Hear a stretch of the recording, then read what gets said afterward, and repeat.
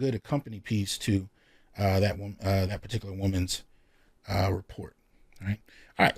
So as you can see here, right, woman says it's hard to find someone who's looking for the same kind of relationship and meets their standards. This is from a piece on pewresearch.org. Appreciate the support, brand. Pewresearch.org, right? And the title of the article is Profile of Single Americans. And there are two things that I just wanted to shout out real quick, just real quick. First of which is, what you can see on the screen. And it really has to do with the first line, right? So this particular chart, percentage of saying each of the following is a major reason it has been difficult to find people to date among daters who have found it very or somewhat difficult in the past year. So this is dealing with, single people and the experiences they're having, and they give you a chart, and, early in the article, it shows the percentage of single people against, married and partnered folk and whatnot. But in the single category, as you can see, it says, the first one we see is hard to find someone who meets their expectations. Look at the numbers. Look at the numbers. Men 35, right? Percentage. Women 56. Second one is hard to find someone looking for the same type of relationship. Again, you see this 20-point odd difference between men and women. And then the last one, hard for them to approach people. And that's where you see a switch where men are at 52%, women at 35%. But what I was most drawn to was the first one. Hard to find someone who meets their expectations. Now, this, to me, is one of the fundamental issues driving the single rate in Black communities. But in the West, I would say it's transracial, it's cross race, but particularly in Black communities, this issue of expectation. And this is something that we see a lot in Kevin Samuel's show. Corey, appreciate that support.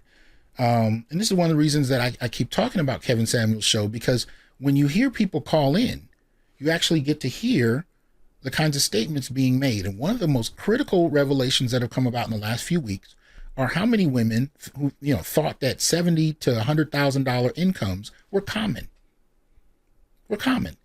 Many did not know that it was only about 10% of men that actually make that, or really 10% of men across race, right? But when you factor in race, right? But very few seem to know that. So when I see this chart here, where it talks about, hard to find someone who meets their expectations, if your expectations are unrealistic, how then does it affect coupling? Right?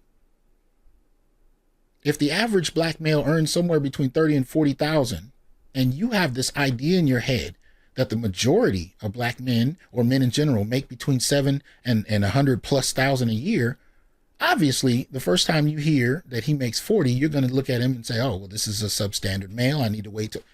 But when you actually find out what the data actually shows, this is why BGS and he came in as a guest last week. He's in the chats now. Shout out to you, BGS.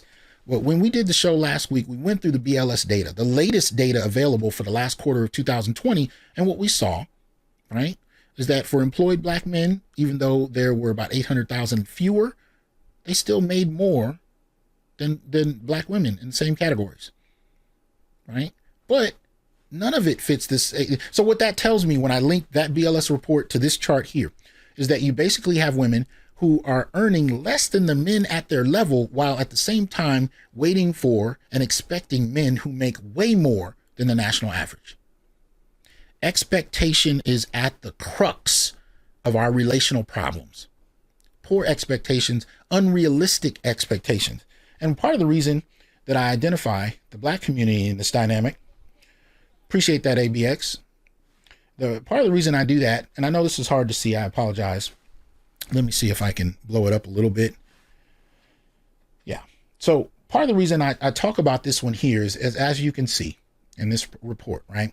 Share of U.S. adults who are single varies by demographic groups, right? What's the largest group